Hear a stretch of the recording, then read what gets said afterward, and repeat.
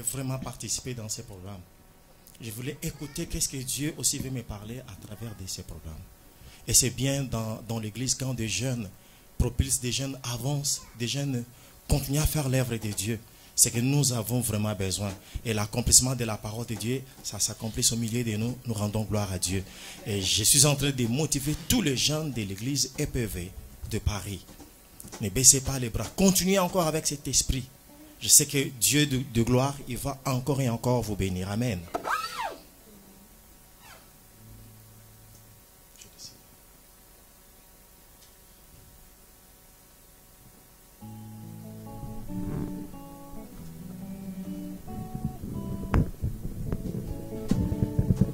Il y a certaines chansons, on va chanter en français, d'autres en lingala.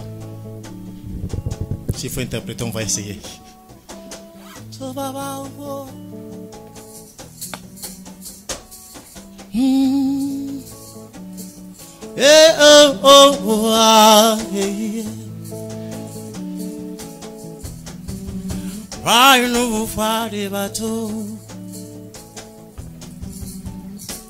Je décidais de ne plus reculer. Je suis venu déclarer le passé est passé. Oh oui, des choses ont changé. J'ai donné ma vie à Christ. Je décide d'avancer. Je décide de ne plus reculer. Je suis venu déclarer le passé est passé en lui. Des choses ont changé. Je donne ma vie en Christ. Je décide d'avancer. Au nouveau,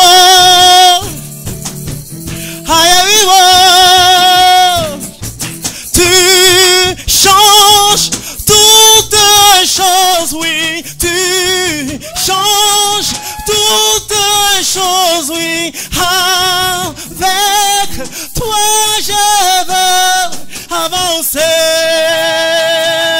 One more time. Tu changes toutes choses, oui, tu changes toutes choses, avec toi je veux avancer.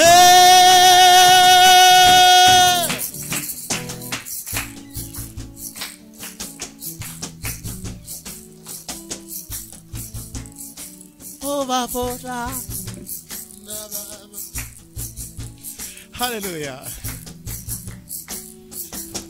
Ressuscité avec tout pouvoir en main, Seigneur, tu m'as donné une seconde chance. Alléluia, alléluia, yeah, yeah.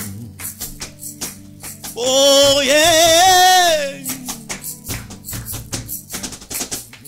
Ressuscité avec tout pouvoir en main, Seigneur, tu m'as donné une seconde chance. Alléluia, alléluia, yeah, yeah, yeah, yeah, yeah, yeah. Moi, je décidais de ne plus reculer. Je suis venu déclarer le passé est passé en lui. Des choses ont changé. Je donne ma vie en Christ. Je décide d'avancer. Oh, oh, oh. Yeah. Tu es Jésus.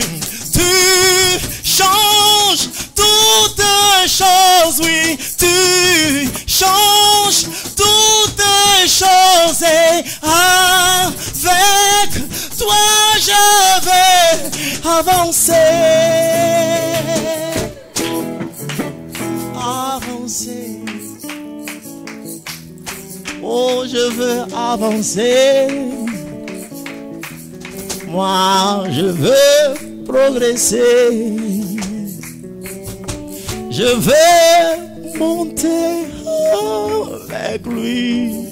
Je veux avancer. Je veux progresser. Je veux avancer. Je veux avancer.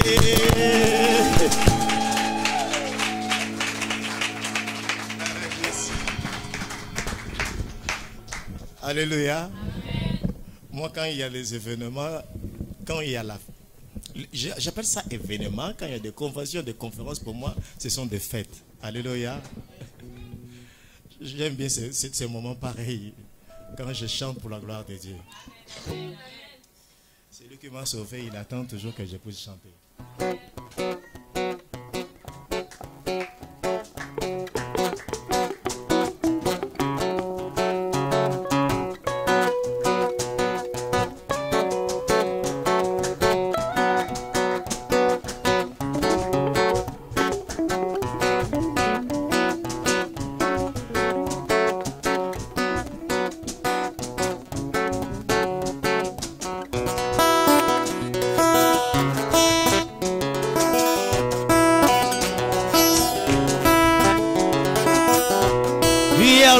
On m'a dit, le monde, il y a la haine, la cupidité, l'hypocrisie et la jalousie. Le monde m'a trahi, ça m'a intéressé d'entrer dans son jeu pour créer un moment de trahison. Tapez les mains, tapez les mains, tapez les mains, tapez les mains, tapez les mains, tapez les mains pour Jésus. Alléluia. Il y a longtemps, on m'a dit, le monde, il y a la haine, la cupidité, l'hypocrisie et la jalousie. Le monde m'a trahi, ça m'a intéressé d'entrer dans son jeu pour créer un moment de trahison. Aïe aïe aïe aïe aïe, la parole est la vie. Aïe aïe aïe aïe aïe, le monde est malheureux. Aïe aïe aïe aïe aïe, le monde est sans pitié. Aïe aïe aïe aïe aïe, le monde est malheureux.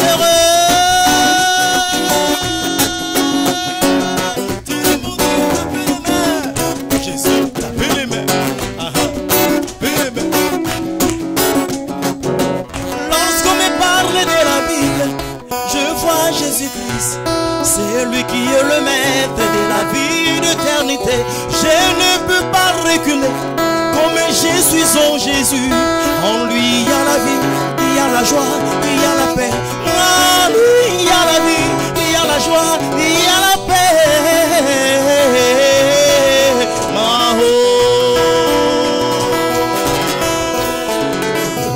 Lorsqu'on me parle de la Bible, je vois Jésus-Christ. C'est lui qui est le maître de la vie d'éternité. Je ne peux pas reculer, comme je suis en Jésus.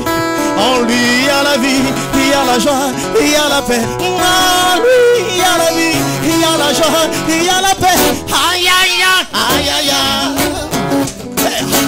aïe aïe aïe aïe aïe, la parole est la vie. Aïe aïe aïe aïe aïe, Jésus est ma vie. Aïe aïe aïe aïe aïe, la parole est la vie. Aïe aïe aïe aïe aïe, Jésus est ma vie.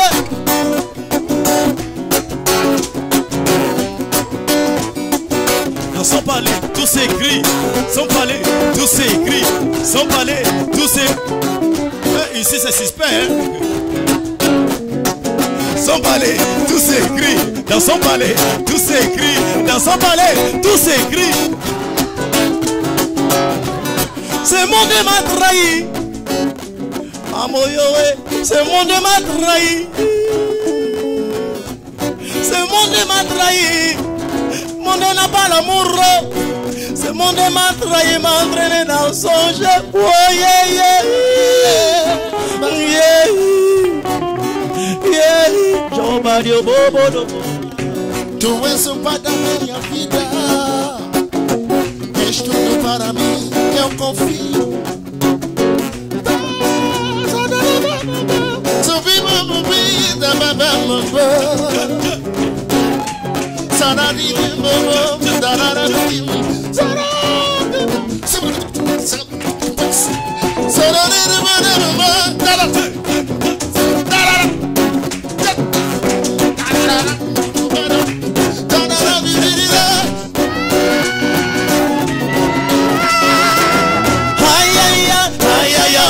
On chante tout le monde, on y va. Aïe aïe aïe aïe aïe, 1, 2, 3, 4. Aïe aïe aïe aïe aïe, yeah ma oh. Aïe aïe aïe aïe aïe, plus fort que ça mon chanteur. Aïe aïe aïe aïe aïe. One more time. Aïe aïe aïe aïe aïe. Encore plus fort que ça. Plus fort que ça. Aïe aïe aïe.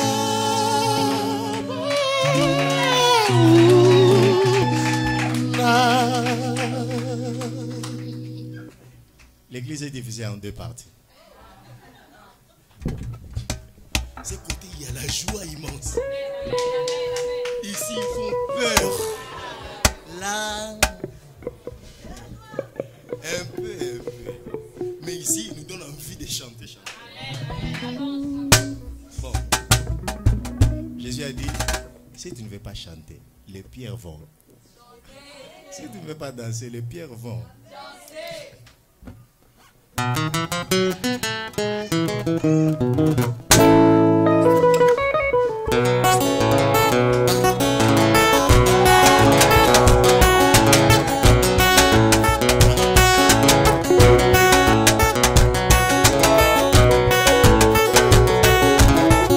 Non, frère, vite là, va là-bas, va là-bas. Il est tenté de nous distraire. Je vous jure, hein, vous allez voir. On a perdu le temps avec toi ici. Bon, il ne faut pas tenir compte de notre batterie. Soit comme on le dit, soit large. Por favor. Ça va, hein? Il y a encore quelqu'un, toi là. Viens. Ah. Tu vois les basses là que tu faisais. Mais tu doses un peu. D'accord. Prends la place. Comment on a des musiciens ici, on essaye un peu de les mettre à côté. Oui, je suis venu avec frère Kevin. Lui c'est frère Kevin. Lui c'est frère Joël. C'est ce que je t'ai dit, papa. Joue seulement.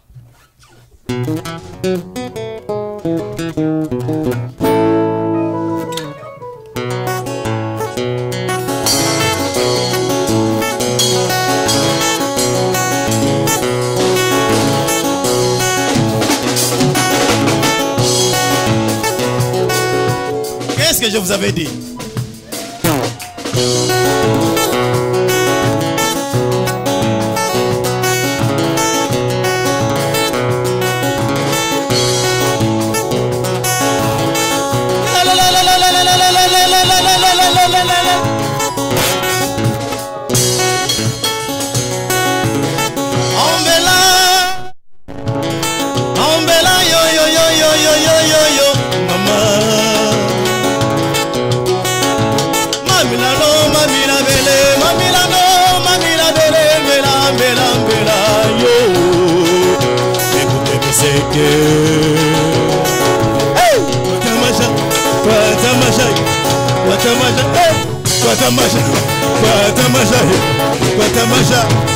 Vous avez vu la différence, hein?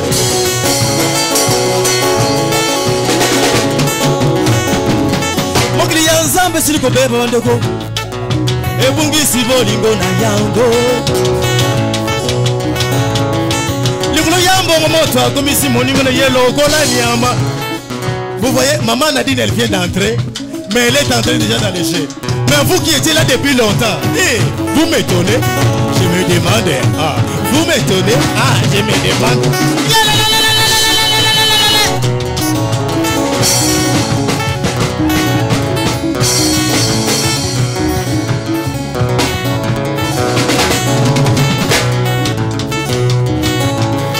Mongoli ya nzambe siliko beba ebungisi bolingo na yango. Likolo ya mbongo moto akomisi moninga na yelo nkola nyama ye. Papa na mama bakabwani yo. Papa ti pena bana bakabwani ye. Ligolo ya el bolingo yo. Chinanga. Bate ipe bakabwani. Hey yaya. Mangomba pe kabwani yo. Ngaye yo na sambela kana la perfection bandeko. Ngaye yo moto na EPV. Ngaye yo moto na missionnier. Ngaye yo moto na mumpe. Ngaye yo moto na kitodie. Ngaye yo moto na deweya.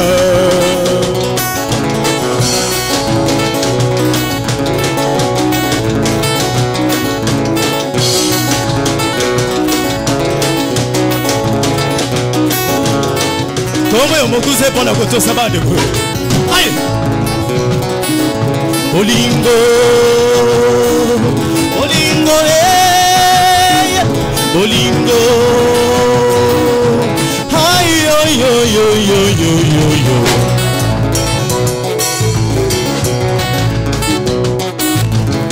Como eu mokuze pona koto sabade.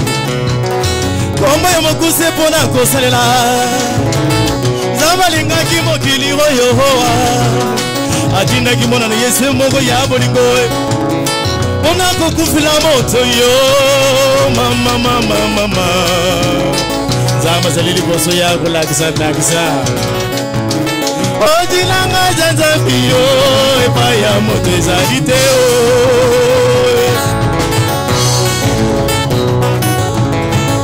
Hey Bah Maintenant, je vais vous présenter Frère Joël. Hein? Frère Joël. Non, toi, attends d'abord. Frère Kevin.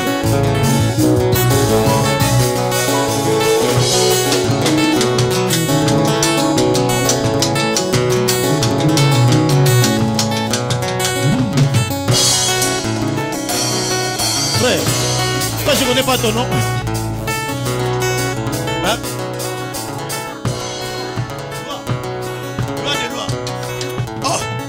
Bon, Papa Loi, vas-y.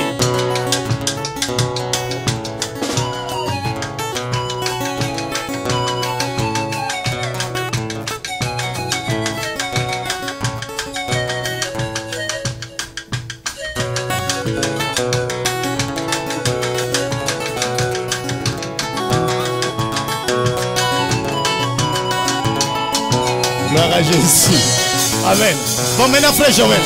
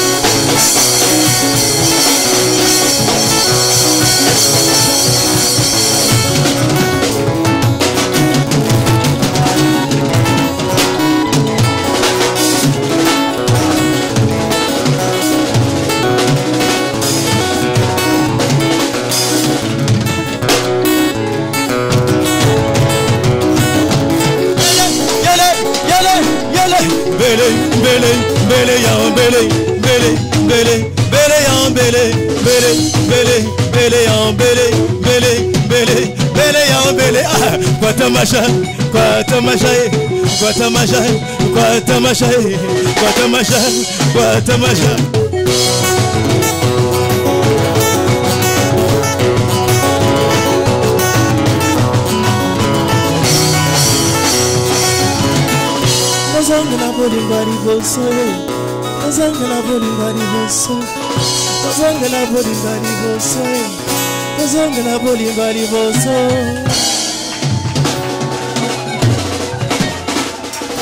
Merci beaucoup.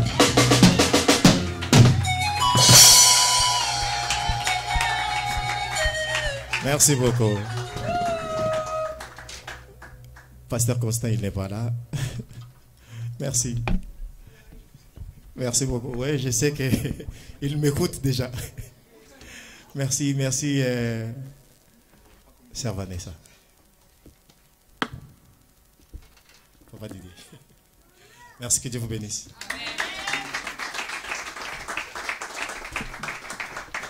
Amen.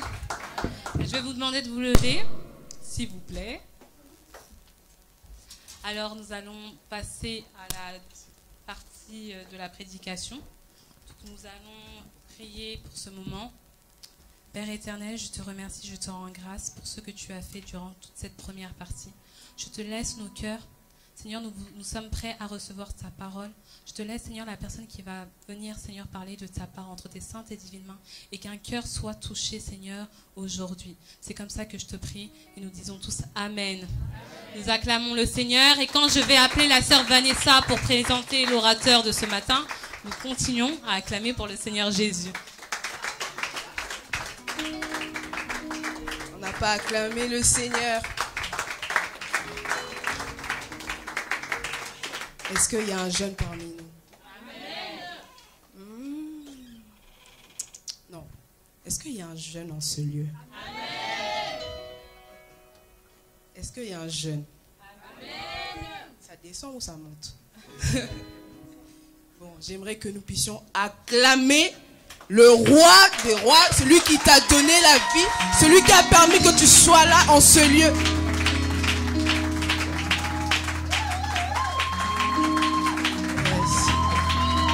Voilà, nous avons compris, c'est très bien. Que le Seigneur soit béni. J'aimerais, bon, excusez-moi, comprenez mon émotion. Je suis vraiment émue. Que le Seigneur vous bénisse. Notre orateur de ce soir, il est serviteur à l'église Parole du Salut, dirigé par le pasteur Noéla Lemandé. Il n'est pas venu seul, il est accompagné de sa fiancée, par sa fiancée, que je salue, si nous pouvons l'accueillir. Avant que je puisse présenter, appeler l'orateur de ce soir.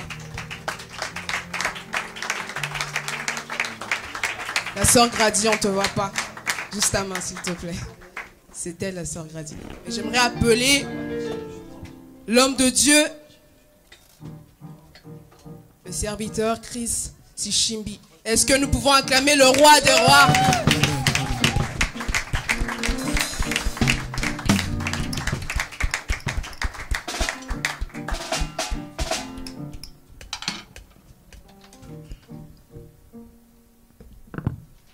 Bonjour à tous. J'aimerais que là où tu es, tu puisses fermer les yeux. Que tu puisses être conscient de ce temps que Dieu nous donne. Chaque fois que nous venons dans la présence de Dieu, ce n'est jamais en vain. Peut-être tu ne sais pas pourquoi tu es venu, peut-être on t'a simplement invité. J'aimerais qu'en fermant les yeux, tu puisses prendre conscience que ce soir, cet après-midi, tu es dans la présence de Dieu. J'aimerais que tu prennes conscience que cet après-midi, tu es déjà dans la présence de Dieu. Je ne connais pas ton arrière-plan, je ne sais pas d'où tu es venu. Je ne te connais peut-être pas personnellement, mais ce qui est sûr, c'est que Dieu te connaît. Amen. Et alors que tu es venu en ce lieu, j'aimerais que durant ce temps où tu fermes les yeux, tu prennes conscience. Tu prennes conscience de la présence de Dieu. Tu prennes conscience de ce temps que Dieu t'offre, que Dieu te donne. Ce n'est pas tout le monde qui se retrouve un plein samedi après-midi dans la présence de Dieu. Mais Dieu t'a fait cette grâce d'être attiré jusqu'ici.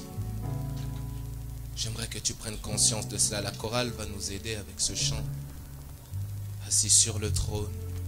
Alors qu'il est Dieu, alors qu'il siège sur son trône de gloire, il nous a donné toute une après-midi durant laquelle nous pouvons venir, entrer librement dans sa présence, passer du temps dans sa présence. Je ne sais pas si tu te rends compte que passer du temps dans la présence de Dieu, je ne parle pas d'un homme, je parle de celui qui est Dieu, celui qui est le créateur des cieux et de la terre.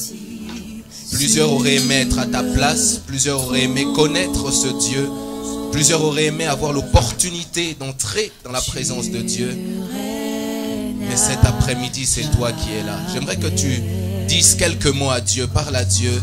Alors que tu es en train de prendre conscience, j'aimerais que tu donnes quelques mots au Seigneur, que tu dises à Dieu ce que tu attends de lui cet après-midi, ce que tu aimerais vivre, ce que tu aimerais voir, ce que tu aimerais entendre, les situations que tu aimerais recommander au Seigneur. J'aimerais que tu parles à Dieu pendant ces quelques instants. Élève ta voix et parle au Seigneur. Assis sur le trône, il règne à jamais. Tu es assis sur le trône, assis sur le trône.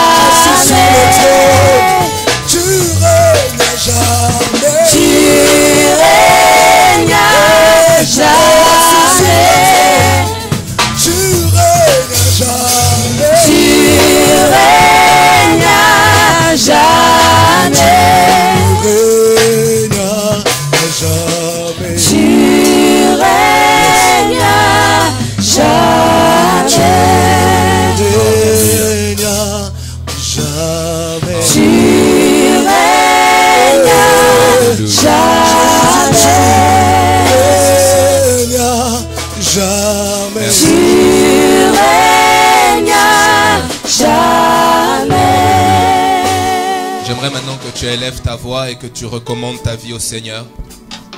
Que tu dises à Dieu, Seigneur, j'aimerais te recommander ma vie. J'aimerais te donner ma vie. J'aimerais que ma vie soit entre tes mains. Seigneur, conduis toutes choses. Cet après-midi, je veux vivre le changement. Cet après-midi, je veux vivre une transformation. Cet après-midi, je ne veux pas être le même. Je veux vivre quelque chose de particulier. J'aimerais que tu dises un peu au Seigneur ce que tu veux vivre cet après-midi. Si tu vas aller en profondeur dans la vie chrétienne avec le Seigneur, j'aimerais que tu parles à Dieu et que tu lui dis cet après-midi, j'aimerais que tu me donnes l'opportunité, j'aimerais que tu me donnes de saisir ma part pour aller en profondeur avec toi. Si c'est pour changer littéralement de vie, j'aimerais que tu parles à Dieu et que tu lui dises cet après-midi je veux faire un choix, cet après-midi je veux prendre des décisions, mais je refuse de quitter ce lieu pour vivre la vie chrétienne que j'avais avant. Je refuse de quitter ce lieu pour vivre la même vie chrétienne avec laquelle j'étais entré, parce qu'il est celui qui a dit dans sa parole qu'avec lui nous allons de gloire en gloire. J'aimerais que tu parles à Dieu. Élève ta voix, je ne t'entends pas prier. Élève ta voix, je ne t'entends pas prier. Parle au Seigneur. Alléluia. Oui, Seigneur, règne à jamais dans nos vies et dans nos cœurs. Nous avons tellement besoin de toi, Jésus. Cet après-midi, nous n'avons personne. Nous n'avons personne d'autre. Seigneur, nous n'avons personne d'autre. Tu n'es pas un homme. Tu n'es pas fils d'un homme. Jésus, tu es Dieu. Tu n'as pas de limites comme nous. Nous avons des limites. Le temps est une limite. L'écoute est une limite. Nos bras, Seigneur, sont limités. Mais la Bible déclare que tu vis éternellement et pour toujours. La Bible déclare que ton oreille n'est pas trop dure pour entendre. La Bible déclare que ta main n'est pas trop courte pour agir. Père, nous te recommandons nos limites. Viens nous donner de voir nos limites être brisées.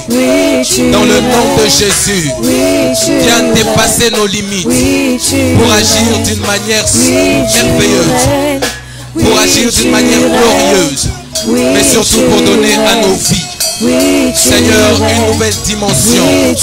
Dans le nom de Jésus-Christ. Dans le nom de Jésus-Christ. Dans le nom de Jésus-Christ. J'aimerais que tu acclames le Seigneur là où tu es.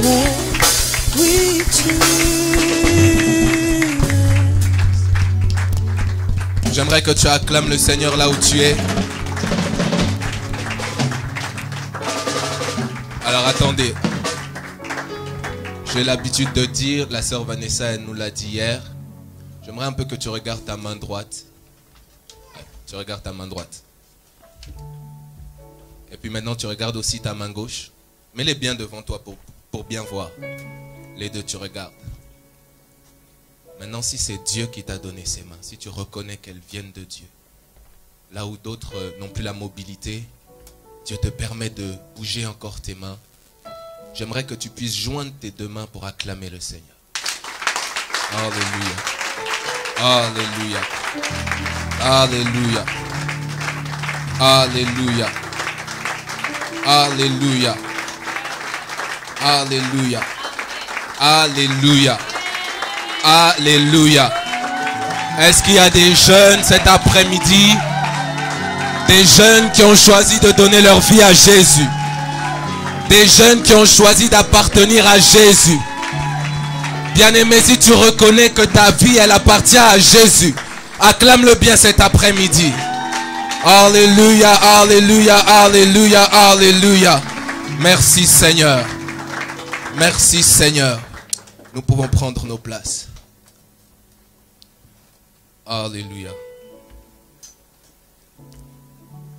Grande est ma joie de pouvoir être au milieu de nous cet après-midi. Je tiens à remercier l'hôte de la maison, le pasteur Constant. J'ai eu l'occasion de le croiser, je crois, dehors. Un grand merci à lui et à son épouse pour la confiance dont il nous témoigne. J'aimerais aussi dire merci à une personne que j'ai rencontrée il n'y a pas très très longtemps. C'était à l'occasion d'un séminaire. Je parle là de la sœur Vanessa, l'hôte de cette conférence. Je l'ai rencontrée il n'y a pas très très longtemps, mais c'est une sœur qui édifie. Et je bénis Dieu en tout cas pour sa vie. Je bénis Dieu pour son leadership au sein de la jeunesse. Je ne sais pas s'il y a des jeunes qui aiment Vanessa.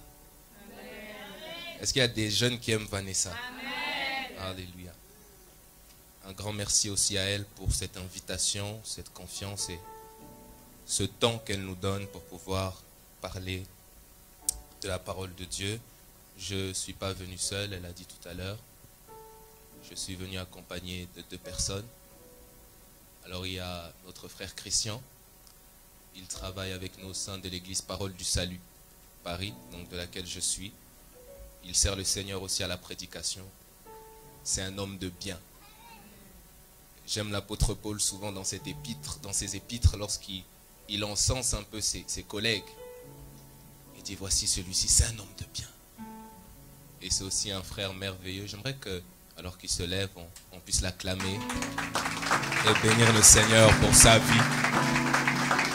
C'est toujours agréable de servir Dieu aux côtés d'hommes comme celui-ci, avec qui vous pouvez partager votre foi, partager aussi vos sujets de prière. Et je bénis Dieu pour sa présence. Je suis aussi venu avec une sœur dans le Seigneur. Elle est ma fiancée également. Et sa présence est une bénédiction pour moi, mais aussi pour nous. C'est une sœur qui prend à cœur la situation des autres et donc qui passe du temps dans la prière également pour les autres.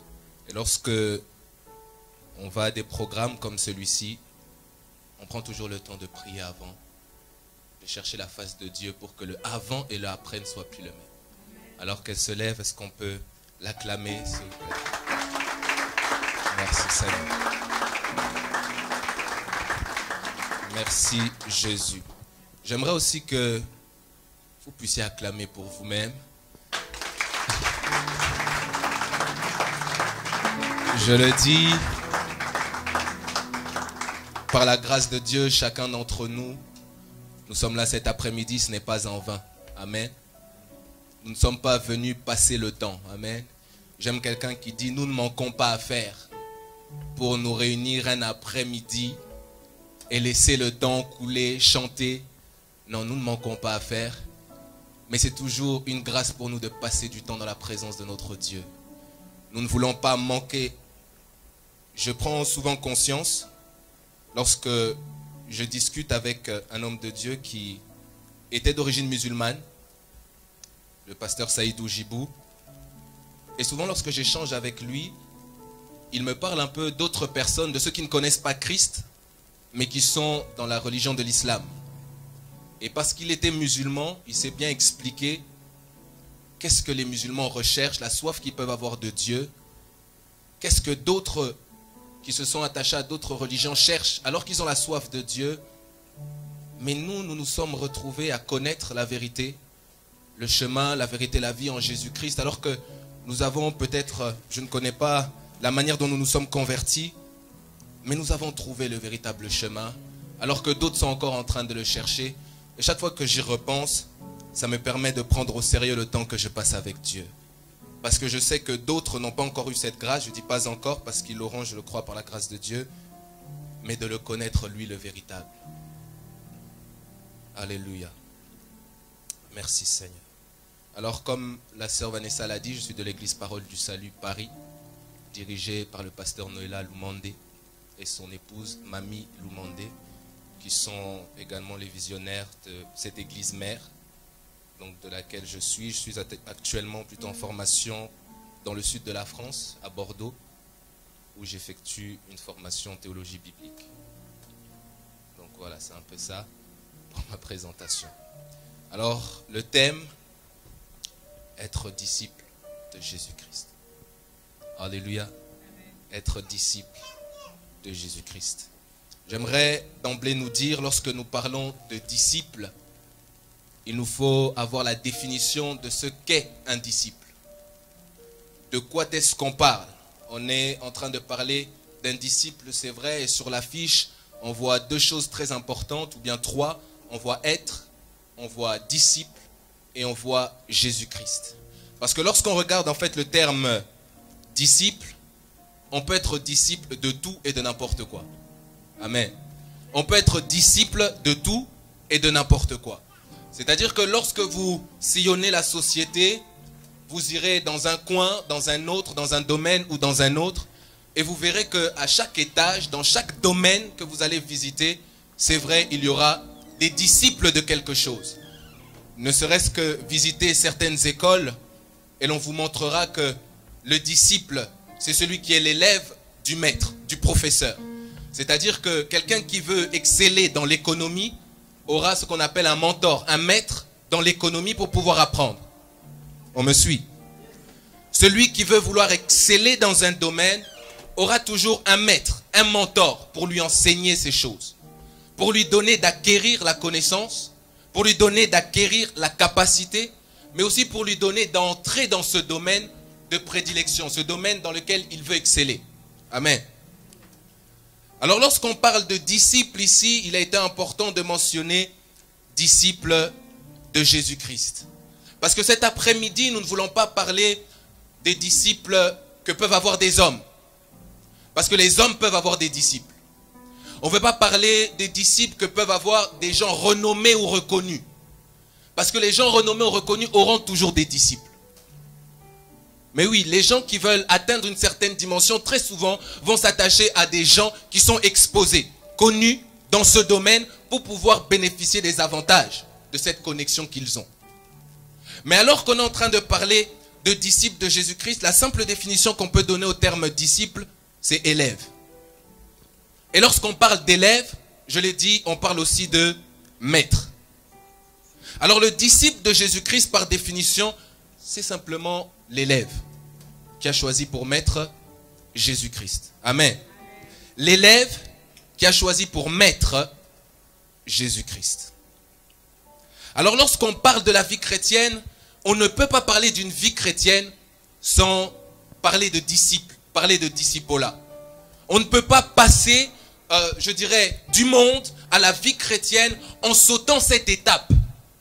Parce que la vie chrétienne ne se vit pas en dehors du fait qu'on est disciple de Christ. La vie chrétienne, on ne peut pas la concevoir en dehors du fait qu'on est disciple de Jésus-Christ. On peut parfois faire le calcul dans nos églises. On appellera certaines personnes membres, mais d'autres personnes, on les appellera plutôt les sympathisants. Ça veut dire ceux qui fréquentent l'église, mais qui ne s'engagent pas. Bien-aimés, j'aimerais déjà nous conscientiser, là, dans l'introduction, lorsqu'on parle d'être disciple de Jésus-Christ, je le disais, c'est une étape qu'on ne peut pas manquer. Pour aller au ciel, pour vivre Dieu au quotidien, nous ne pouvons pas simplement se résumer à être sympathisants, mais il nous faut devenir disciples de Christ. Je vais nous aider à comprendre ceci. Lorsque nous croyons au Seigneur, lorsque nous avons foi en Jésus-Christ, la Bible dit que nous avons reçu le pouvoir de devenir enfants de Dieu. Devenir enfant de Dieu, ça ne nécessite pas une force particulière de votre part. Qu'avez-vous fait pour devenir enfant de Dieu si ce n'est que de croire? Lorsque vous croyez, vous devenez enfant de Dieu. C'est l'œuvre de Christ en vous qui vous donne d'être enfant de Dieu. La différence, lorsqu'on parle du disciple, nous ne devenons pas disciples simplement comme ça. Être disciple nécessite une action de notre part. Pour ceux qui vont à l'école, chaque matin vous vous levez pour aller en cours. Chaque matin vous vous levez pour recevoir du professeur ce qu'il a à vous enseigner. Vous ne vous retrouvez jamais en classe comme ça, le matin vous vous levez, vous êtes directement à l'école. Non. Alors lorsqu'on parle de la vie chrétienne, je disais devenir enfant de Dieu. Ça ne nécessite pas un effort de votre part. Mais devenir disciple de Jésus-Christ, ça demandera un effort de notre part. On ne devient pas simplement disciple de Jésus-Christ en acceptant Christ dans notre vie. Et parfois c'est ce que l'on croit. On croit que lorsqu'on accepte Christ, on devient disciple de Christ. Non, lorsqu'on accepte Christ, on devient enfant de Dieu. Mais pas disciple.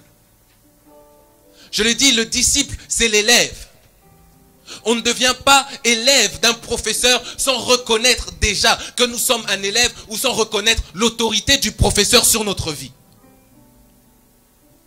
Alors lorsqu'on veut, encore une fois, parler du disciple, je peux dire ça comme ça, être enfant de Dieu, c'est notre nature en Dieu, en Christ. Mais être disciple, allez, je vais utiliser ce terme-là, c'est un peu une fonction qu'on a en Christ. C'est un peu une fonction qu'on peut avoir en Christ. Et pour chaque fonction, il vous sera nécessaire d'accepter l'offre que l'on vous fait. À chaque fois qu'on peut aller pour déposer un CV ou bien pour postuler, on va postuler, on dépose. Et puis lorsqu'on nous fait une offre, qu'est-ce qu'il faut qu'on fasse? Qu'on accepte. Il est impossible de devenir disciple de Jésus-Christ sans au préalable accepter de devenir disciple de Jésus-Christ. Très souvent, parfois c'est par ignorance, ou parfois c'est parce que ce que nous voyons en face de nous est très difficile à concevoir. Mais nous ne passons pas toujours par cette étape d'accepter que Christ devienne notre maître. Nous le prions, nous le disons souvent, Jésus-Christ, tu es notre sauveur, c'est vrai, mais tu es aussi notre Seigneur. Et lorsqu'on veut parler du disciple, c'est cette dimension-là de Christ, le Seigneur, dans notre vie. Vous placez sous une autorité, un maître qui vous enseigne. Bien aimé, ce n'est pas toujours facile. Il y aura toujours des contraintes. Il y aura toujours des difficultés liées au fait que vous soyez sous l'autorité d'un maître. Parce que lorsque vous recevez, plutôt que vous acceptez que Jésus-Christ soit votre maître, alors ça veut dire que vous acceptez de vous soumettre. Bien-aimés, on ne peut pas parler d'être disciple de Jésus-Christ sans ces notions importantes. Cette notion-là d'accepter, cette notion-là de se soumettre.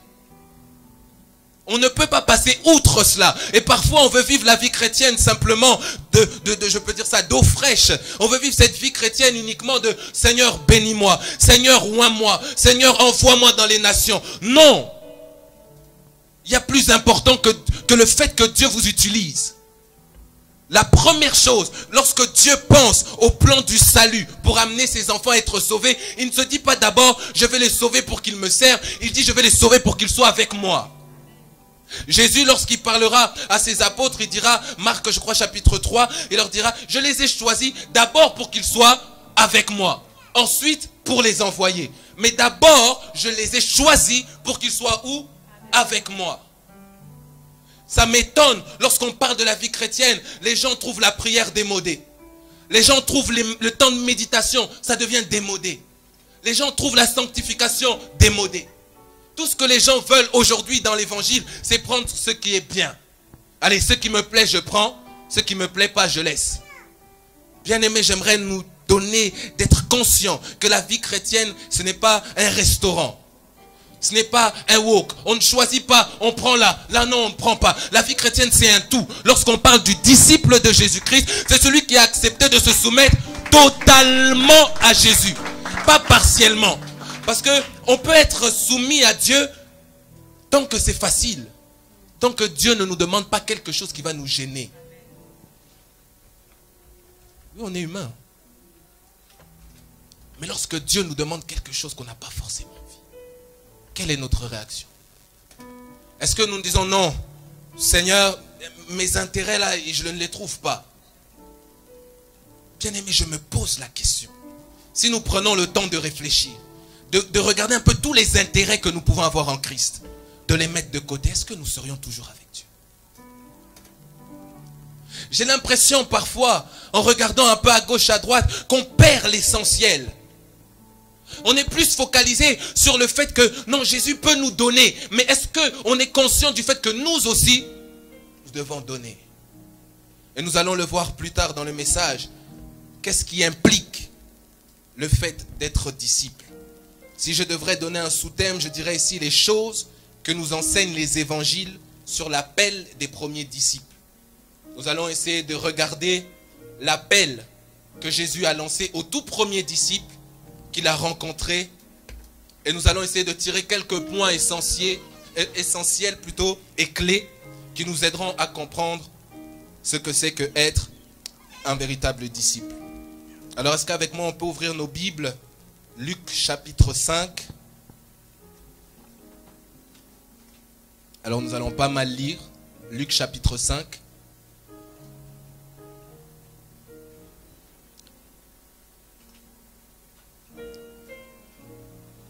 Versets 10, 11.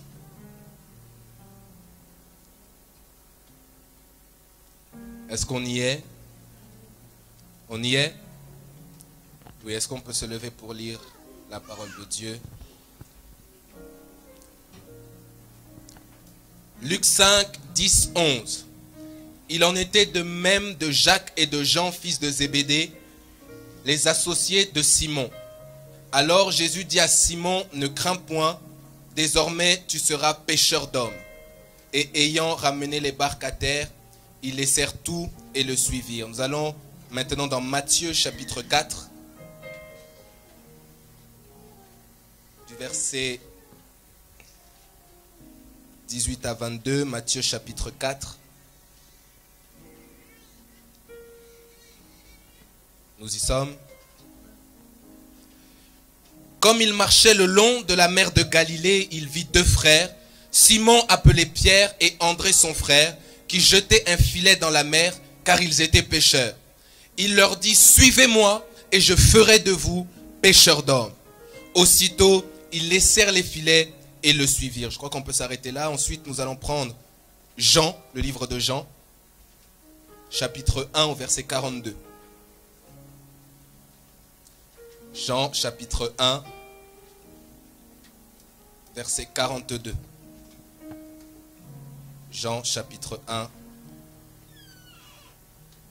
verset 42. Nous y sommes. Et il le conduisit vers Jésus.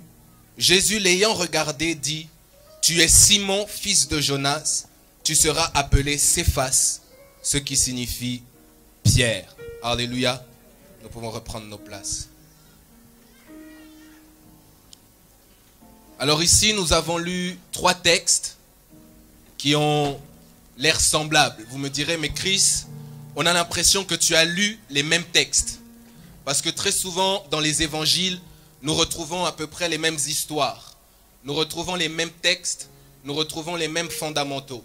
Mais avant d'aller plus loin dans cette étude, je tiens à le dire, lorsque nous lisons les évangiles, c'est pas qu'il y a d'abord des contradictions, non, mais c'est que les points de vue diffèrent un peu.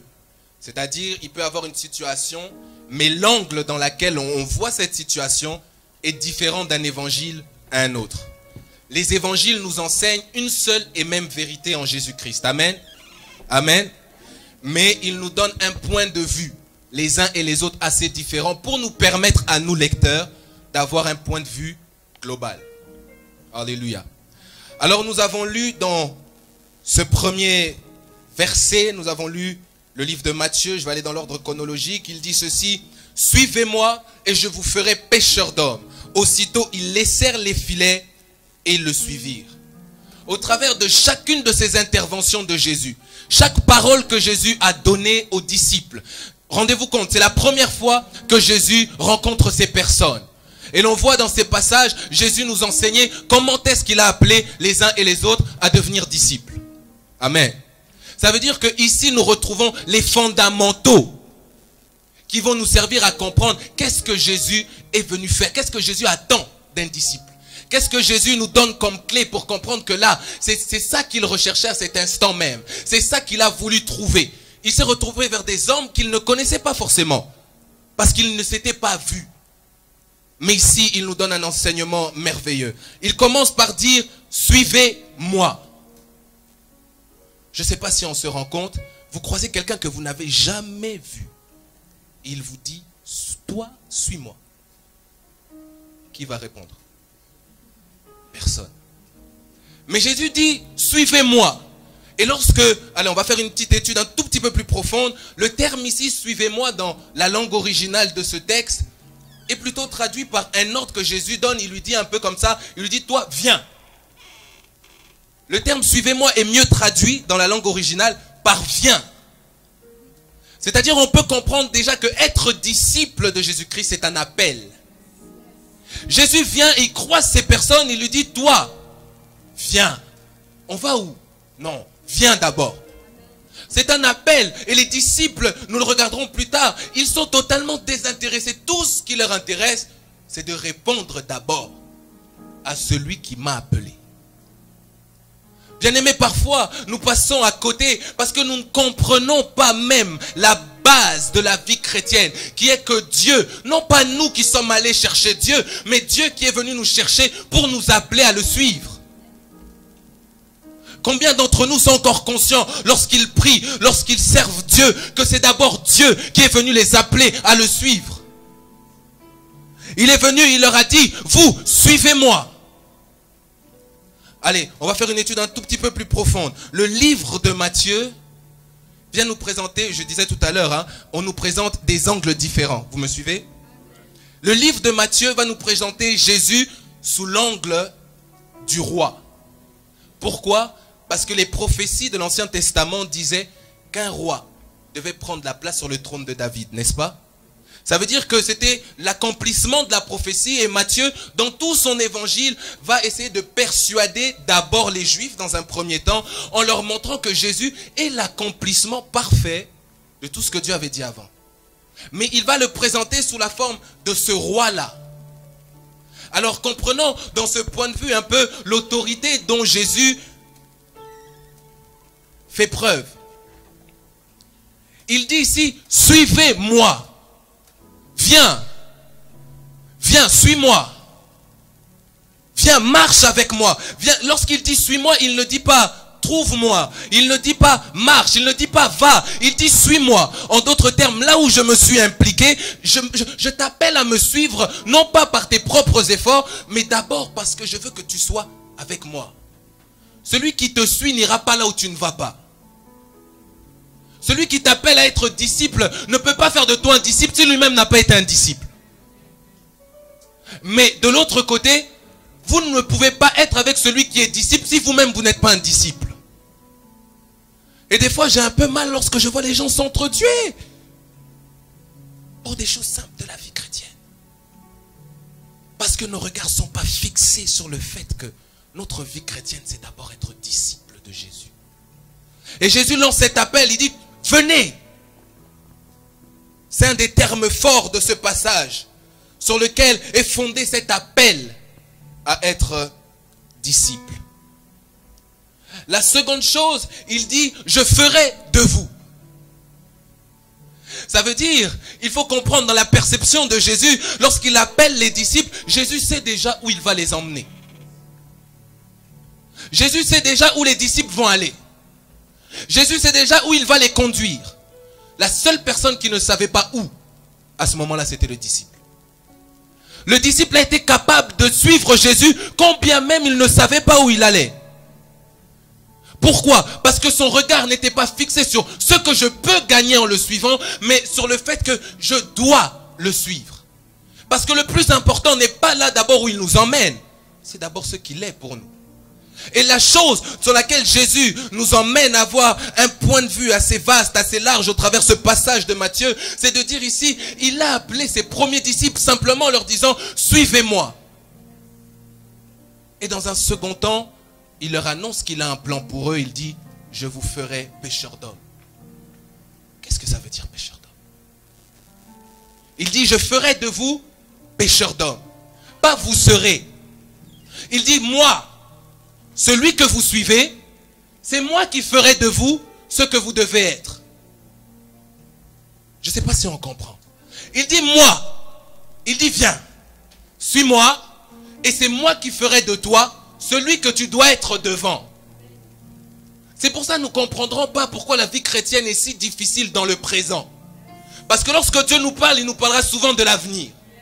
Il nous dira souvent, voici ce que tu vas être. Voici ce que tu vas faire. Voici ce que tu vas devenir. Mais maintenant, Seigneur, maintenant, qu'est-ce qui se passe? Bien aimé, c'est difficile de suivre Dieu quand dans le présent, vous ne savez même pas ce qu'il va faire de vous. Mais Dieu quand même a au travers de Jésus ici, allez, le bon côté de dire, voici quand même ce que je ferai de vous.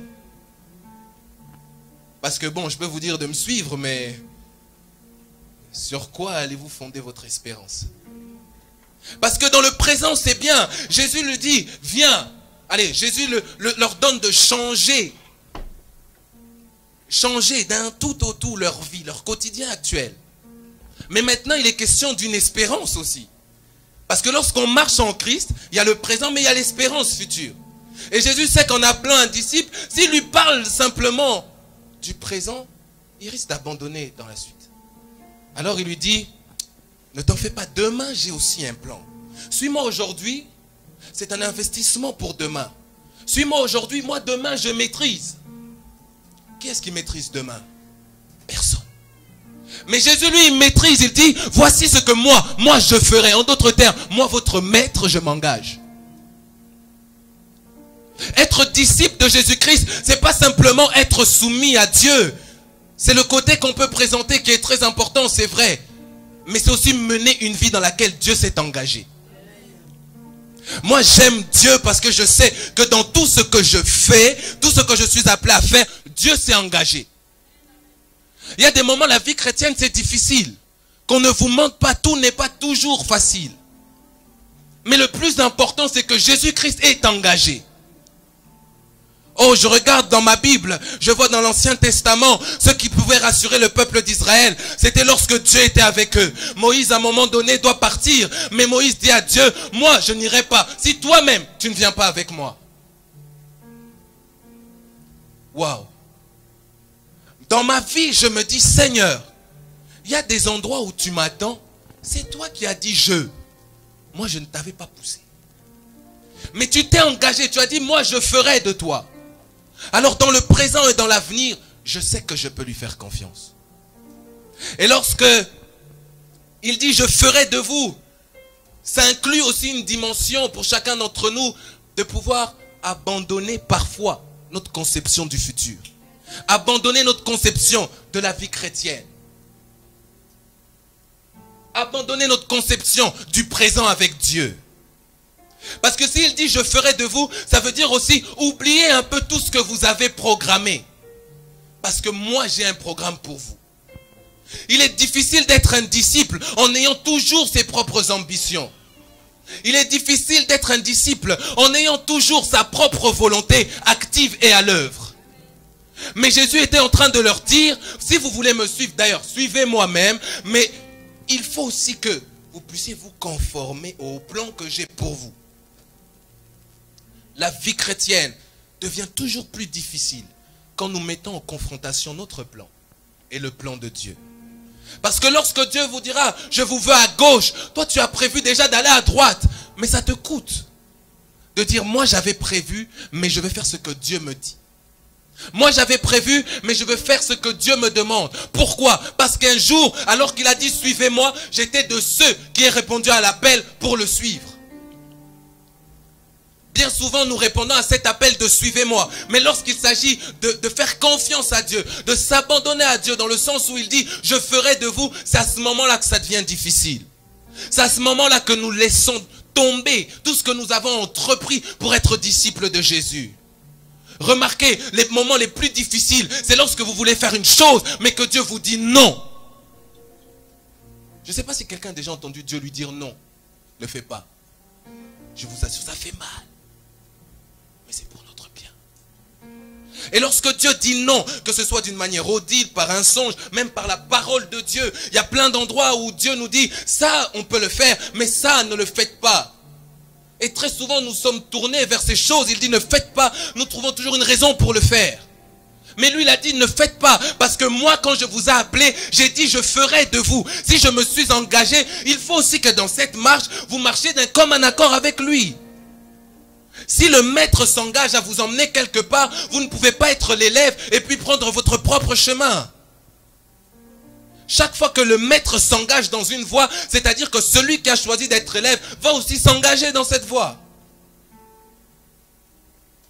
Être disciple de Jésus-Christ. Nous allons relire, je relis plutôt le passage de Luc. Ça c'était Matthieu, nous allons lire Luc et voir ce que Luc nous enseigne dans la formulation de sa phrase. Il dit, ne crains point, désormais tu seras pêcheur d'hommes.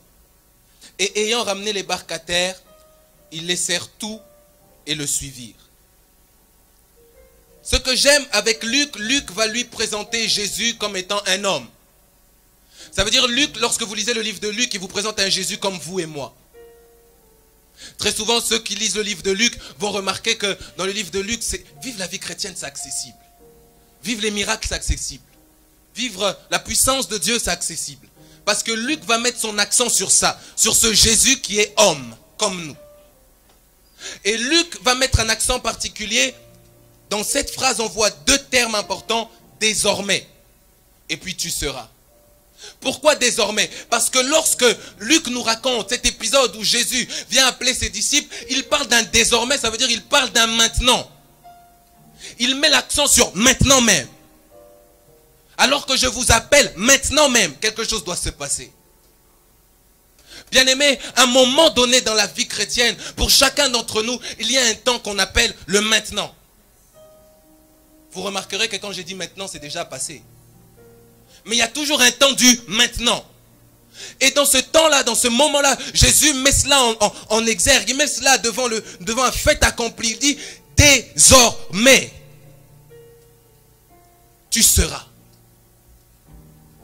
Non, Jésus, mais qu'est-ce qui est en train de se passer?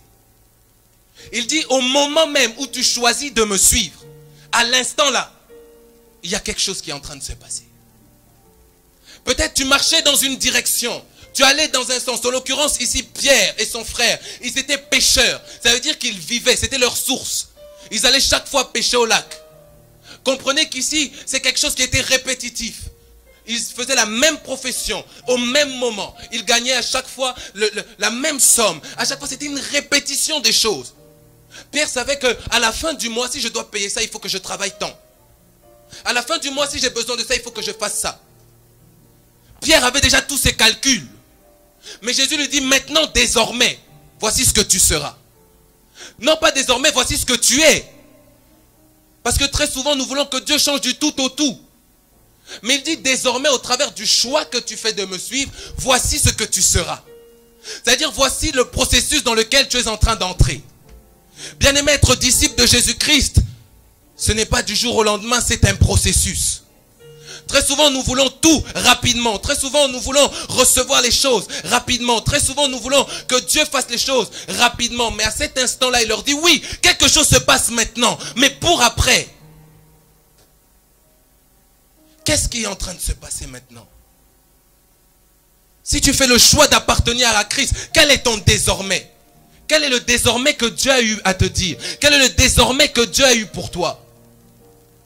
Moi, je me souviens, pour ma part, j'étais dans le monde. Mais un jour, je sais qu'il y a eu un désormais. Très souvent, nous négligeons la puissance de la vie chrétienne parce que nous pensons que la vie chrétienne, c'est uniquement ce qu'on devient en oubliant le désormais du maintenant.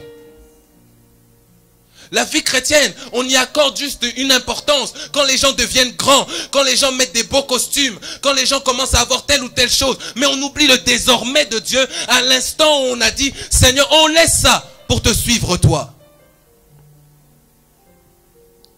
Vous remarquerez qu'on se décourage facilement lorsqu'on perd la puissance du désormais, du maintenant. Qu'est-ce que Dieu dit? Du maintenant, qu'est-ce que ça implique dans ma vie d'être disciple de Jésus? Qu'est-ce que ça implique pour moi d'avoir fait le choix d'appartenir à Jésus-Christ? Quelle est l'implication de ce choix dans ma vie? Est-ce que les choses ont changé? Est-ce que les choses sont toujours pareilles? Est-ce que ça a toujours la même forme? Est-ce que ça a toujours le même fond? Est-ce que je suis toujours dans les mêmes choses? Bien-aimé, on ne peut pas devenir disciple de Jésus-Christ sans que les choses changent. C'est impossible. C'est impossible. Qu'on ne vous trompe pas, qu'on ne vous mente pas.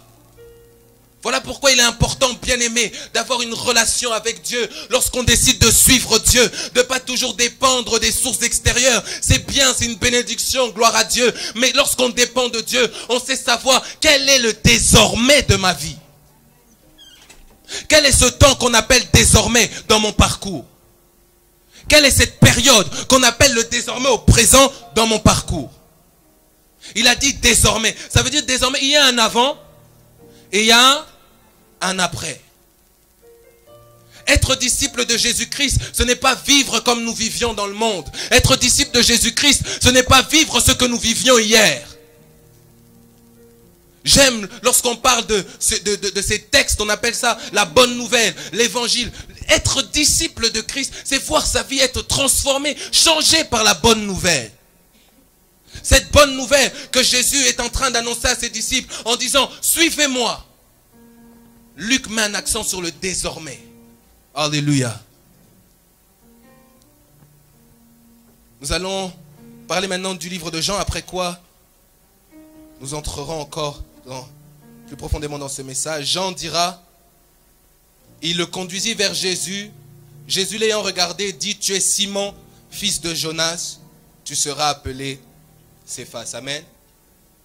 Ici, Jean nous présente Jésus comme le Fils de Dieu, donc comme le Christ, le Messie, celui qui devait venir, le Sauveur.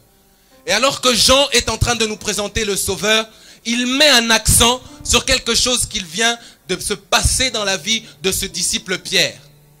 Ici, on peut voir dans ce passage que Jésus-Christ vient faire quoi? Il change son nom. Alléluia. Il change son nom. Mais qu'est-ce que c'est que le nom? Les gens se diront peut-être, oh, il a fait au hasard. Peut-être il l'a fait comme ça. Non, le nom, pour quelqu'un comme Pierre qui était juif, représente l'identité. Lorsque Jésus vient appeler Pierre à être disciple et il lui change son nom, il est simplement en train de changer son identité. Alléluia. Bien-aimés, lorsque nous acceptons de suivre Christ, le désormais c'est ça, le changement d'identité. Vous remarquerez dans la société, il y a des gens, parce qu'ils ont une certaine identité, il y a des choses qu'ils font, d'autres choses qu'ils ne font pas. Parce qu'ils ont une certaine identité, ils ont accès à certains privilèges, mais ils ont aussi certaines restrictions.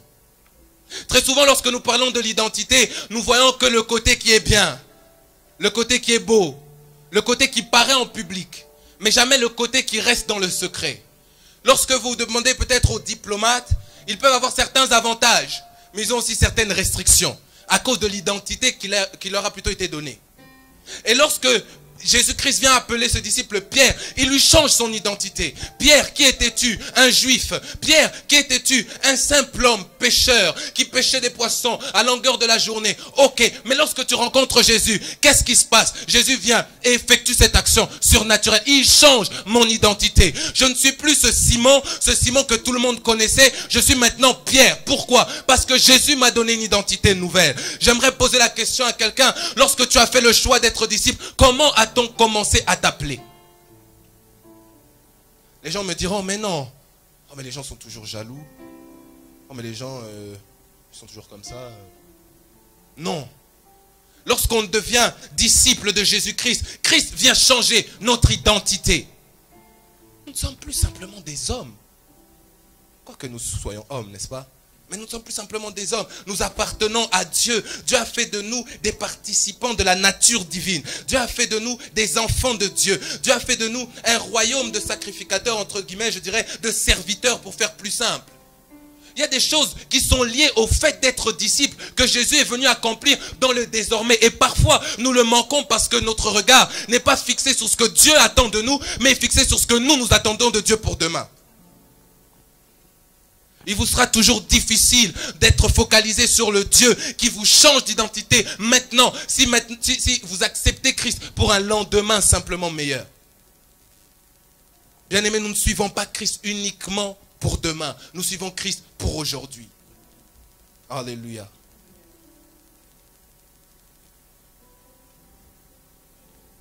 Et lorsque ces trois textes que nous avons pris, nous les mettons en commun, il y a un enseignement clé qui va traverser tous les livres, ou du reste de l'Ancien, plutôt du Nouveau Testament. Voilà pourquoi je vais juste nous lire ceci, Matthieu chapitre 5, pour nous donner plutôt de comprendre, sinon la lecture serait un peu longue, mais je nous invite à le lire à la maison, Matthieu chapitre 5.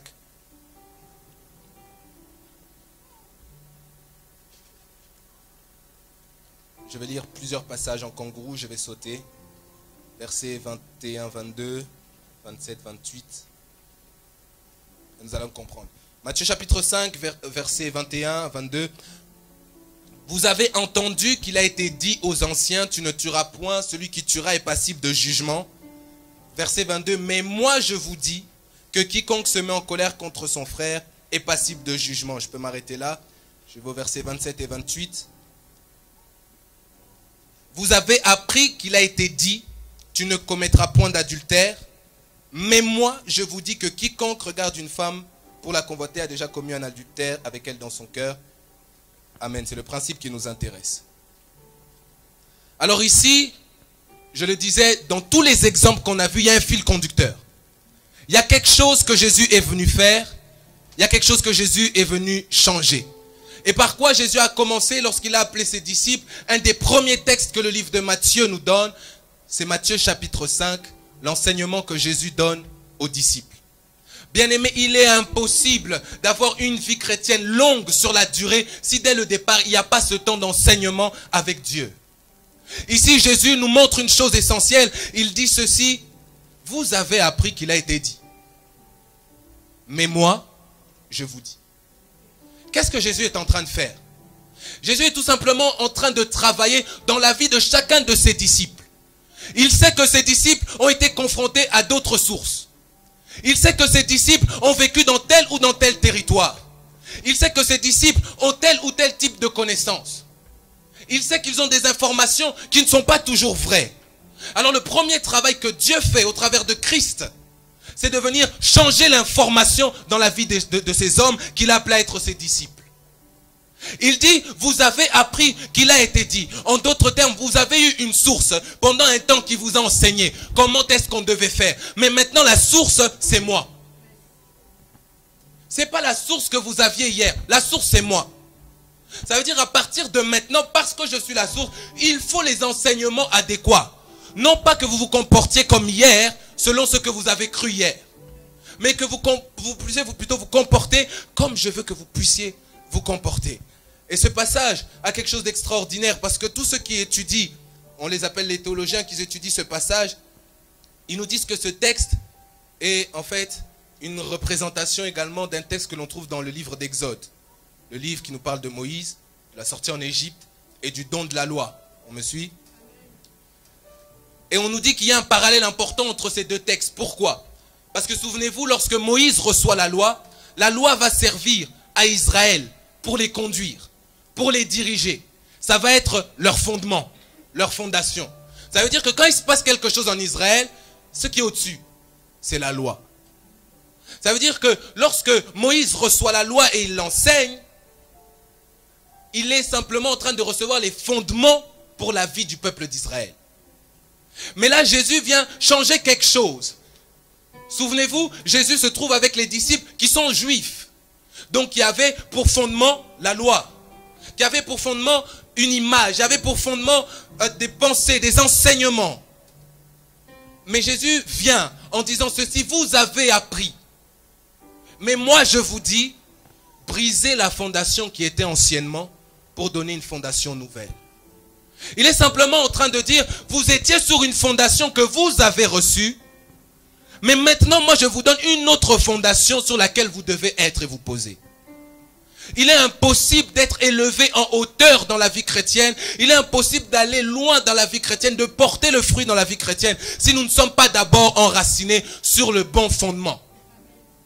Et vous me direz, oui Christ, tu nous donnes plein de passages. Ça a l'air d'être un enseignement. Oui, aujourd'hui, j'essaye d'enseigner. Je dis bien j'essaye. Parce que souvent, je préfère quand même prêcher. Mais j'aime aussi enseigner, c'est important. Et à ce moment-là, il est simplement en train de venir briser quelque chose dans la vie des disciples. En d'autres termes, voici, j'ai dit déjà ce que tu seras. Mais mon travail à moi, le maître, commence maintenant. C'est-à-dire maintenant, il faut que je change quelque chose en vous qui, si je ne change pas plus tard, va me créer des problèmes. Non seulement à moi, le maître, mais à vous aussi. Et très souvent, nous remarquons que nous avons des faiblesses dans la vie chrétienne, pas au départ. Souvent, c'est bien après. Après 1 an, 2 ans, 3 ans de vie chrétienne, lorsqu'il y a certaines tempêtes qui viennent, nous remarquons que non, ici, il y a quelque chose qui va. Alors que dès le départ, Jésus commence avec ses disciples en leur disant, vous avez appris. Vous êtes sur une fondation, c'est vrai. Mais à partir de maintenant, votre fondation doit changer. On ne peut pas être appelé à être disciple de Christ sans voir ses fondations être brisées. Être disciple de Christ, ce n'est pas un choix facile, c'est un choix qui fait mal.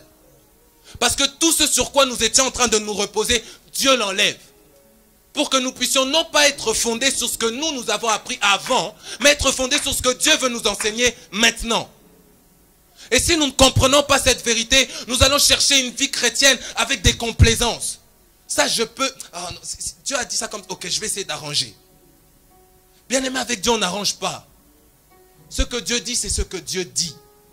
Hier, l'évangéliste Prosper en parlait. Lorsqu'on voit le sens dans lequel le monde est en train d'aller, ça fait vraiment peur. Donc les gens commencent même à vouloir bénir des mariages des hommes avec un autre homme. Ah, non. Voilà pourquoi on peut même commencer à essayer de falsifier la vérité, essayer d'ajouter un peu de nous. Non mais voilà, c'est-à-dire que... Non mais voilà, on peut... Non!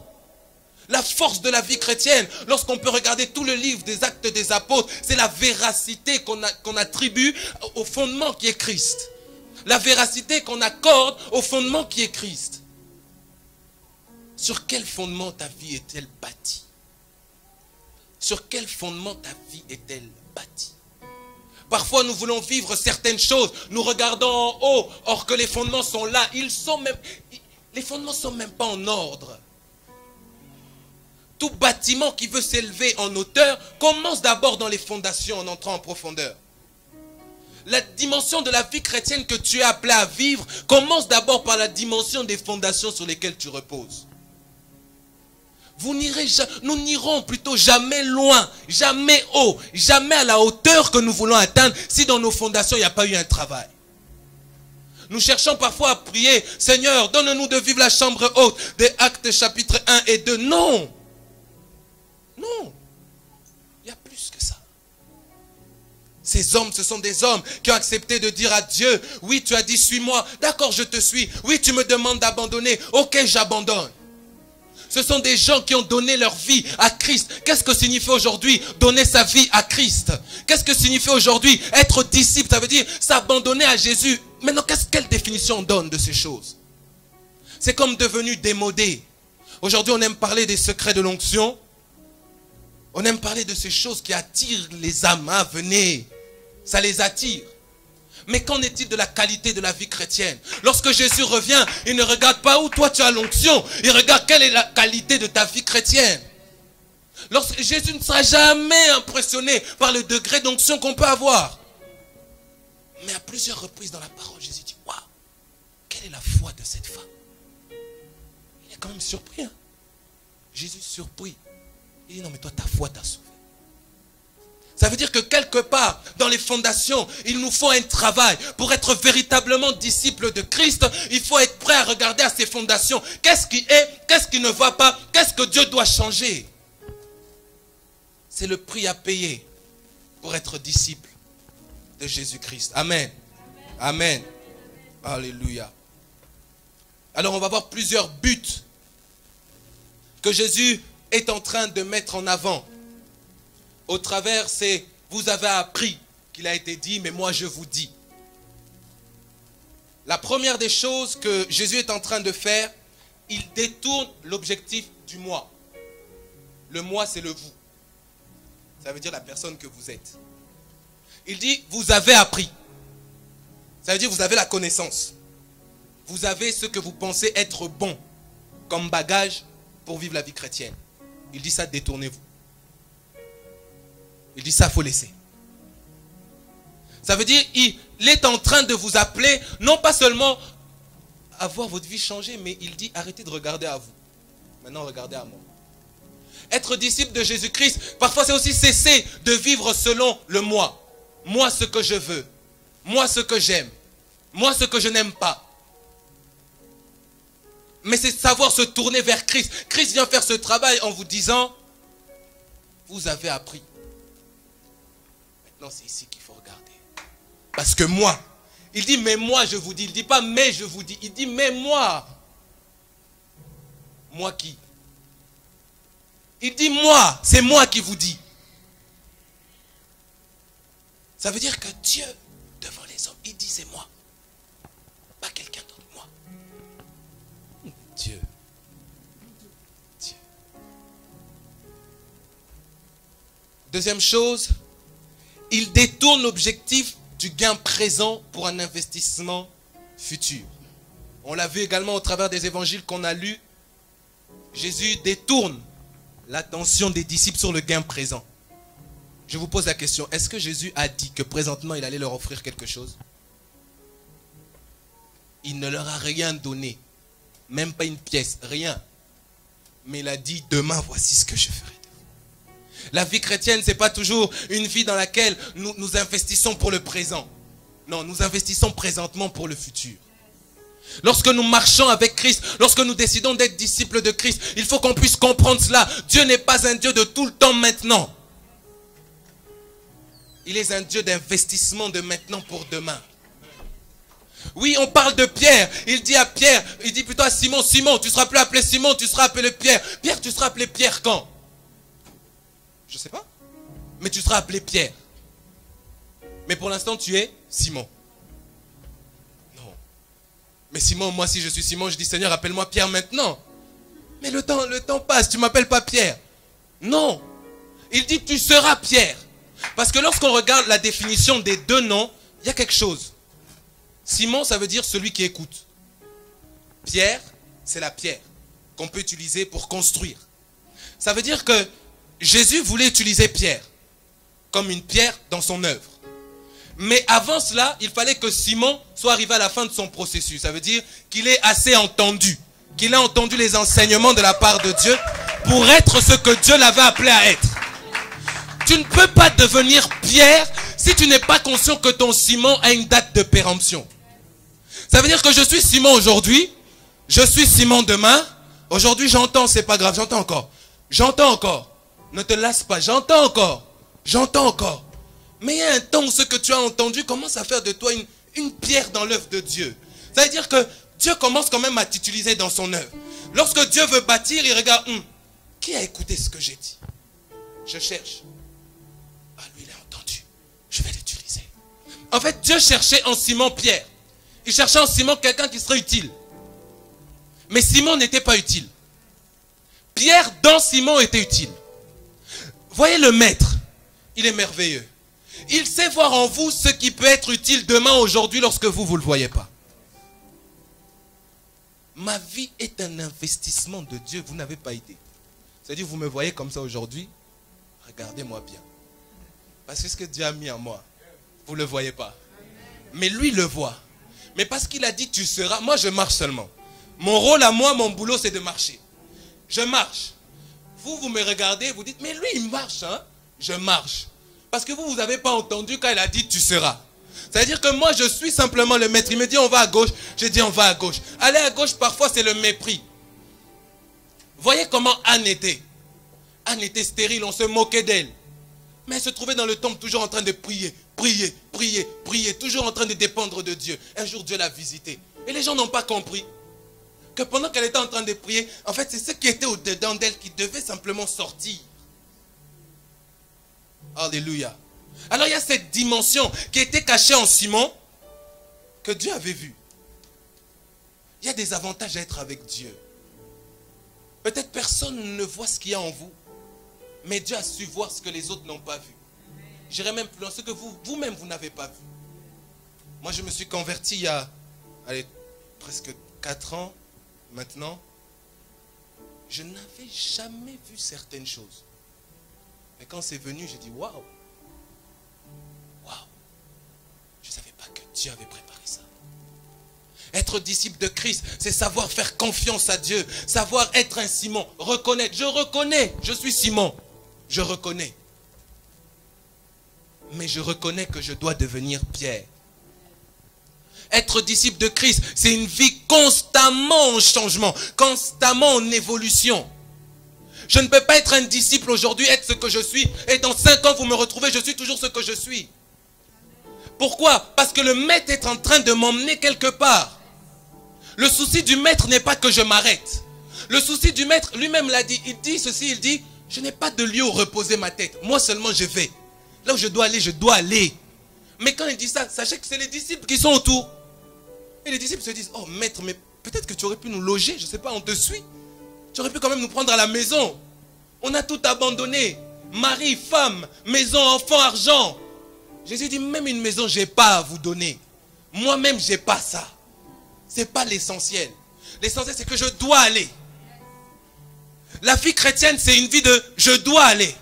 Une fois que tu oublies où est-ce que tu dois aller, tu oublies tout. Et la vie chrétienne perd son sens lorsque l'on oublie que Christ nous a appelés à le suivre, c'est vrai. À le servir, c'est vrai. Mais pour aller au ciel, lorsque l'on oublie qu'on doit aller au ciel, on fait des choses pour faire et non plus parce que Dieu veut que l'on fasse. Être disciple de Christ, c'est être capable d'être des hommes qui suivent Christ pour aller dans la direction dans laquelle plutôt Christ est allé. Dans laquelle Christ nous conduit constamment. Bien-aimés, lorsque nous regardons nos vies chrétiennes, de quoi sommes-nous en train de parler? Est-ce que nous sommes en train de parler des voitures? Est-ce que nous sommes en train de parler des micros? Ça, un simple objet. Les gens commencent à se battre pour ça. Ou bien on est en train de parler des choses profondes, de la transformation de Christ, de l'œuvre de Christ en moi. Christ en moi, l'espérance de quoi? La gloire.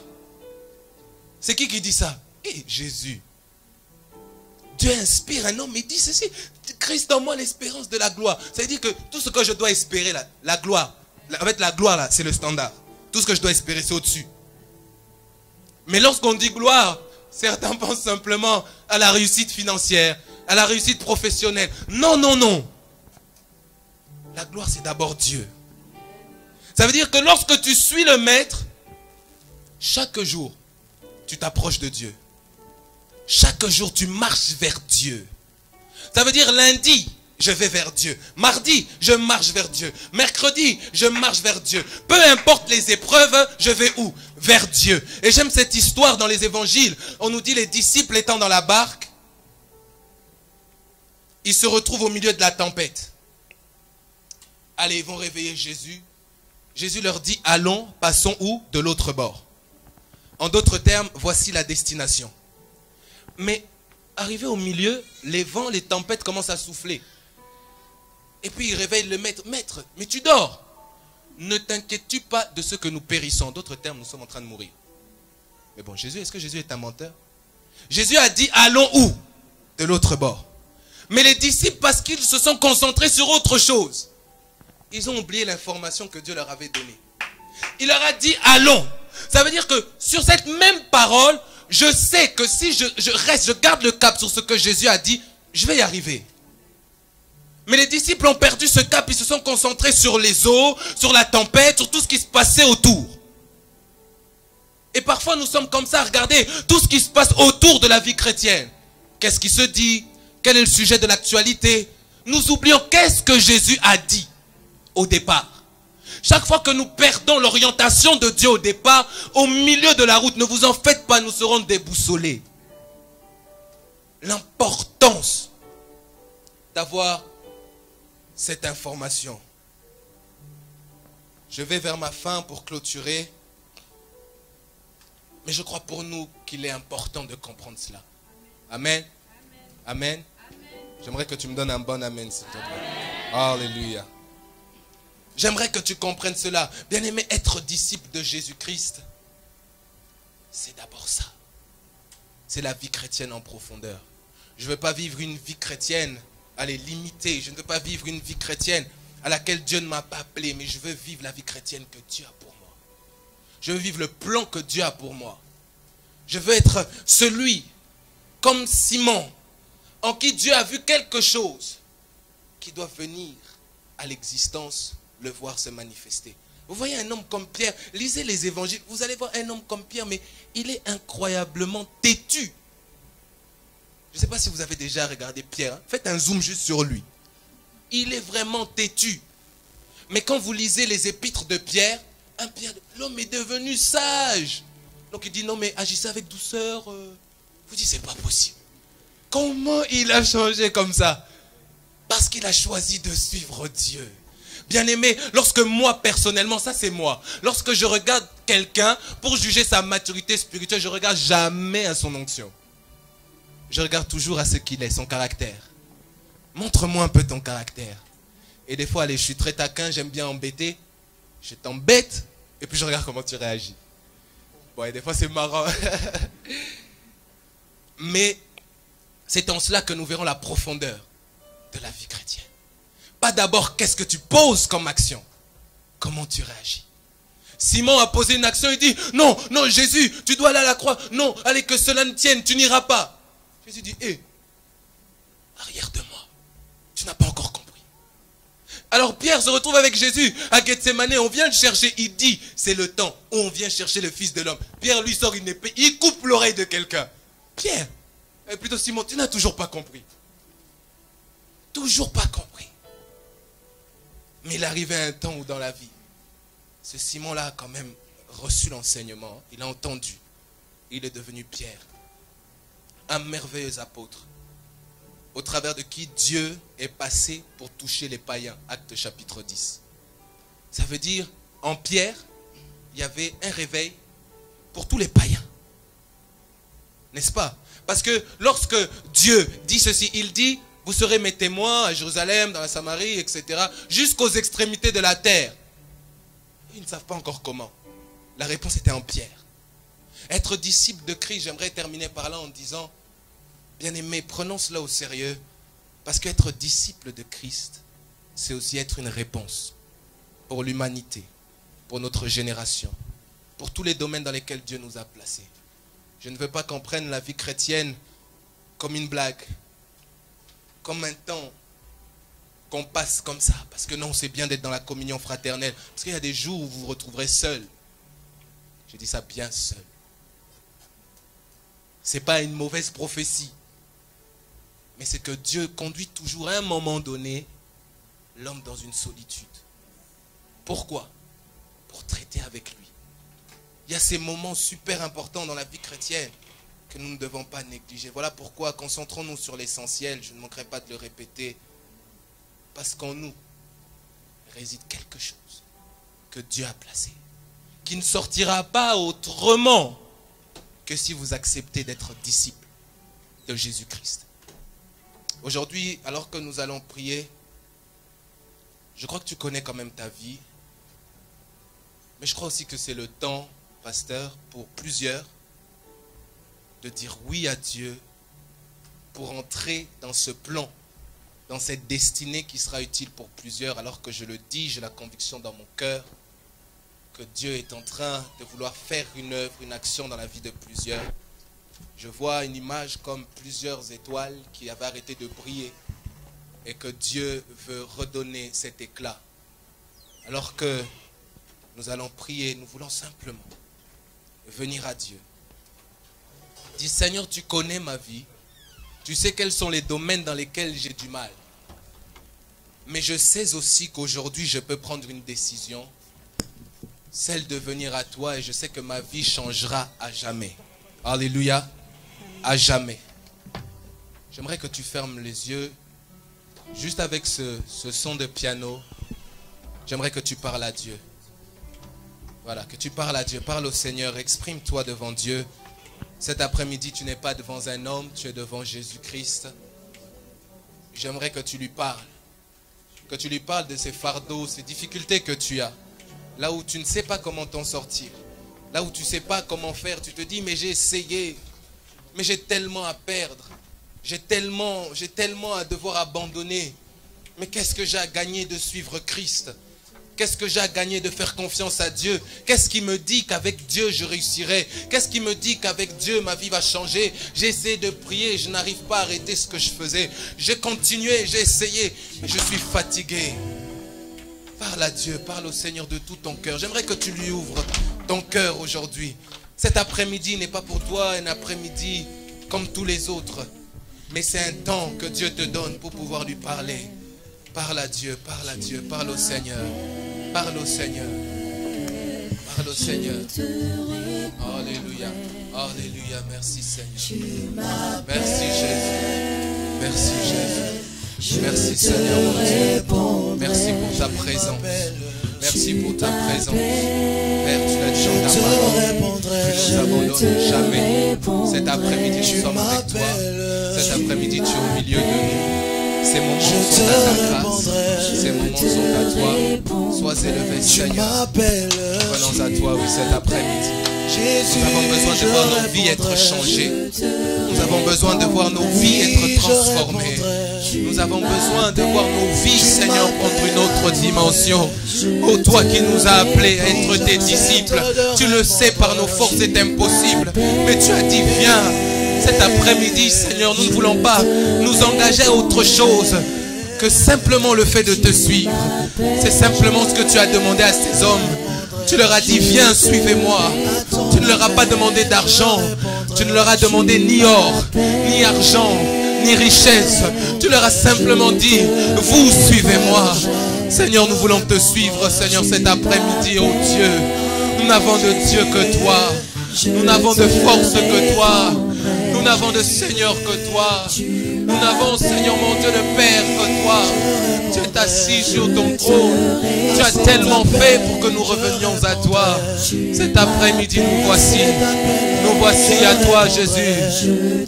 Jésus, nous voici à toi. Eh, Chatarabo Shabbat. Oh, Jésus.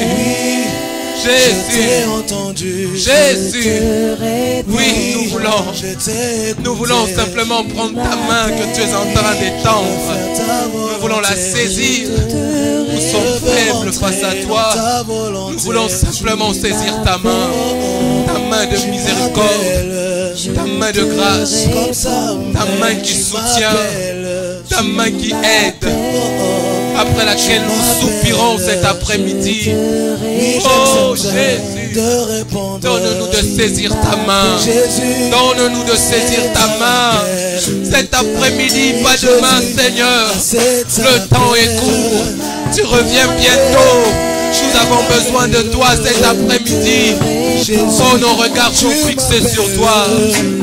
Nos regards sont fixés sur toi. Nos regards sont fixés sur toi. Esprit de Dieu, nos regards sont fixés sur Jésus. Cet après-midi, nos regards sont fixés sur Jésus. Cet après-midi, nos regards sont fixés sur Jésus. Oh, donne-nous de répondre à ton appel. Donne-nous de te répondre, Seigneur. Aujourd'hui, pas demain. Cet après-midi, pas demain. Je ne veux pas être ailleurs. Je veux être compté parmi tes disciples. Je veux être compté parmi tes élèves. Oh Maître, je veux être compté parmi ceux qui t'appartiennent. Merci Seigneur. Jésus, à moi je répondrai. Tu m'appelles. Et Jésus, je te répondrai. J'ai accepté. Aujourd'hui, je te répondrai. J'accepte. Oui, Jésus, moi j'accepte. Je te répondrai. Nous voulons nous tenir debout. Nous voulons nous tenir debout. Alors que nous sommes en train de prier, cet après-midi, Dieu tend sa main. C'est l'opportunité pour quelqu'un de dire à Dieu, Seigneur, à partir d'aujourd'hui, je veux être disciple. À partir d'aujourd'hui, je vais faire le choix, peu importe ce que ça me coûte, pour être un véritable disciple. Je vais faire le choix d'abandonner ce que j'ai abandonné uniquement pour te suivre. Cet après-midi, Dieu tend la main à une personne afin que tu puisses faire ce choix. Alors que nous fermons nos yeux, je vais simplement demander à ces personnes s'ils le sentent de s'avancer. Nous allons prier ensemble. Tu désires en ce jour simplement dire au Seigneur, à partir d'aujourd'hui, je veux être un disciple. À partir d'aujourd'hui, je vais totalement offrir ma vie à Dieu. Je ne veux plus rien garder. Je suis prêt à donner les 100%. Si tu es là dans la salle, j'aimerais simplement que tu avances. Que tu avances devant, n'aie pas honte. Si simplement tu sens dans ton cœur que c'est le moment pour toi de donner ta vie entièrement à Dieu à 100%, alors passe devant, on va prier ensemble. On va prier ensemble. Alléluia. Alléluia. Alléluia, merci Seigneur. Alléluia Jésus. N'aie pas honte de t'avancer. Si tu sens dans ton cœur que c'est le temps pour toi de prendre une décision, alors tu peux t'avancer devant si tu souhaites qu'on prie ensemble. Alléluia. Alléluia. Alléluia. Alléluia. Alléluia. Alléluia. Alléluia. Alléluia.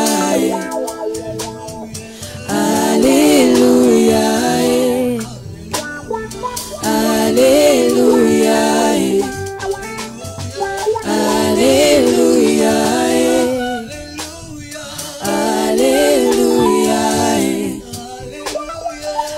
Alléluia.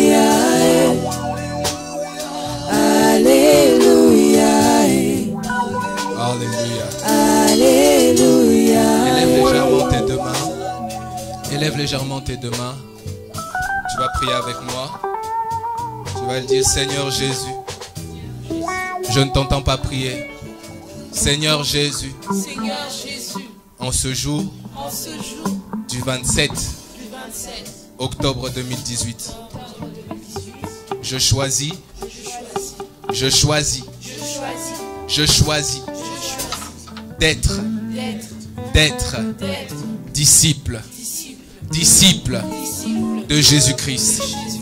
Père, au nom de Jésus, je prie afin que Jésus-Christ seul soit mon maître et que moi, je sois son disciple. Je m'engage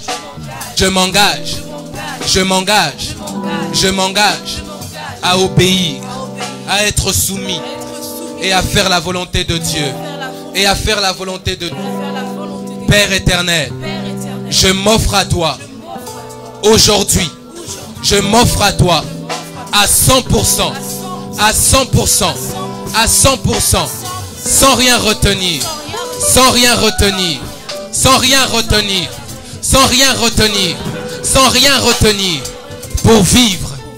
pour vivre une vie chrétienne d'excellence. Au nom de Jésus. Amen, amen. Tu peux acclamer le Seigneur.